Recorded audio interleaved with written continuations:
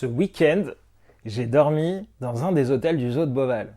Et j'ai eu le plaisir d'aller dans un parc dans ce zoo de Beauval qui est considéré dans le top 5 des meilleurs zoos du monde. Alors au moment de réserver avec ma femme et mes enfants, vu que j'adore parler d'eux, je me suis posé plein de questions. Et pourtant je suis dans l'hôtellerie. Je me suis demandé, tiens, si je réserve dans l'un des hôtels du zoo de Beauval, est-ce que déjà j'ai des réductions? J'ai la carte annuelle en tant que membre. Bon, apparemment, zéro réduction. Je suis allé sur le site, ça marchait pas. Pourquoi? Je ne sais pas, mais en tout cas, à mon avis, il devait y avoir beaucoup de demandes et donc ça marchait pas. Donc j'ai décidé, pour lever mes derniers points de doute, d'appeler par téléphone le service de réservation.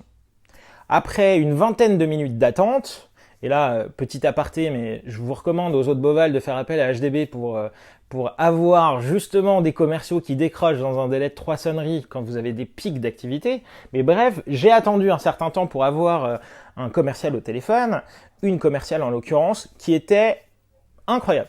Vraiment super. J'ai longtemps attendu, mais ça valait le coup d'attendre. Une commerciale très disponible qui m'a expliqué, ils ont été sollicités de toutes parts, qu'ils sont complets sur tous les week-ends jusqu'à la mi-juillet, si je dis pas de bêtises. Et moi, je venais le dimanche. Donc le dimanche, c'était bon.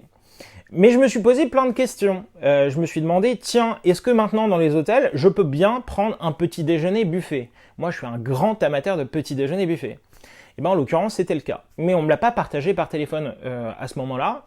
Simplement, on m'a proposé une catégorie de chambres adaptée à mes besoins. Donc une chambre famille, 2 adultes et 2 bébés.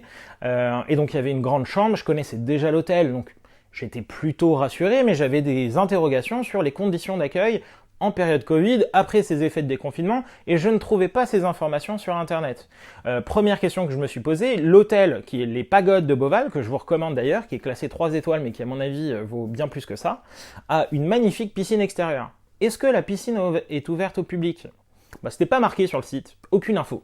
En l'occurrence, c'était le cas, c'était génial. Mais c'est un argument, du coup, à mettre en évidence. Pensez bien mettre à jour votre site internet sur les centres de profit et les points d'attrait que vous pouvez avoir, parce que cette information, on l'a fait évoluer en fonction des annonces, mais le voyageur, il est quand même assez perdu. Et j'ai eu beau chercher sur le site, impossible de trouver l'info.